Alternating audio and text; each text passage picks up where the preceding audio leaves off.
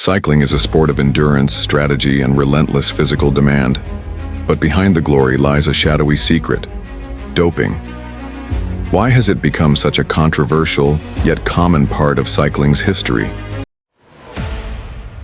Chapter 1: The Physical Demands of Cycling.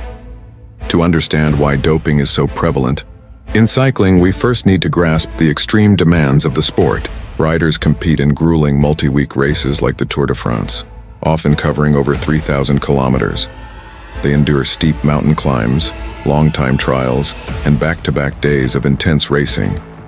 The human body is pushed to its absolute limits.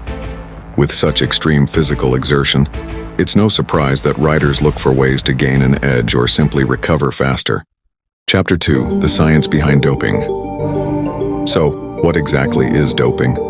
At its core, it's the use of banned substances or methods to enhance performance. The most infamous methods include EPO, which boosts red blood cell production to improve oxygen delivery to muscles. The second one is blood doping, where oxygen-rich blood is injected to enhance endurance. At first, the athlete donates a pint or two of his or her own blood. This blood is placed in a tube in a centrifuge, where it spins around at high speeds. The red blood cells which carry oxygen are forced to the bottom of the tube. The liquid part of the blood is drawn off from the top of the tube and re-injected into the athlete. The red blood cells are stored and sometimes frozen. A day or so before the competition, the stored red blood cells are re-injected into the athlete, enabling the blood to carry more oxygen and as last steroids or hormones, which aid muscle recovery and power. These methods can make the difference between finishing in the peloton or standing on the podium, but they also come with serious risks. The culture of professional cycling, with its relentless focus on winning, often creates a highly stressful and cutthroat environment. Riders must not only deliver exceptional performances, but also maintain consistency over long seasons and grueling races like the Tour de France, Giro d'Italia, or Vuelta a España. This pressure is further amplified by the physical and mental toll the sport takes on athletes. Success in professional cycling is not just about talent, it's also about stamina, discipline, and the ability to push beyond physical limits. For many riders, these challenges are compounded by the stark reality of job insecurity. Contracts are often short-term and tied to performance metrics.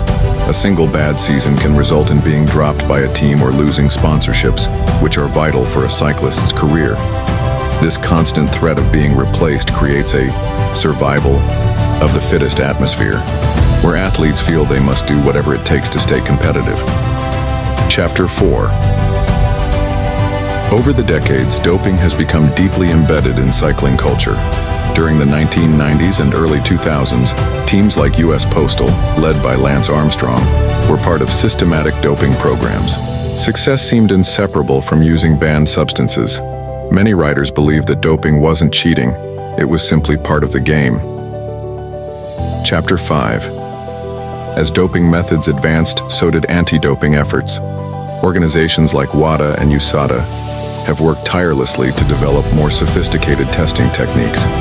However, it's a constant cat-and-mouse game. Despite increased scrutiny, some athletes and doctors stay one step ahead, finding new ways to bypass tests. Chapter 6. While doping might offer short-term benefits, the long-term consequences are severe. Health risks include heart problems, blood clots, and even death. And let's not forget the reputational damage. Careers can be destroyed overnight.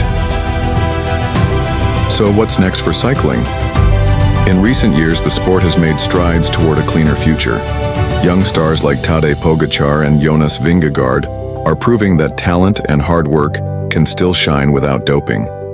But the question remains, can cycling fully break free from its doping past?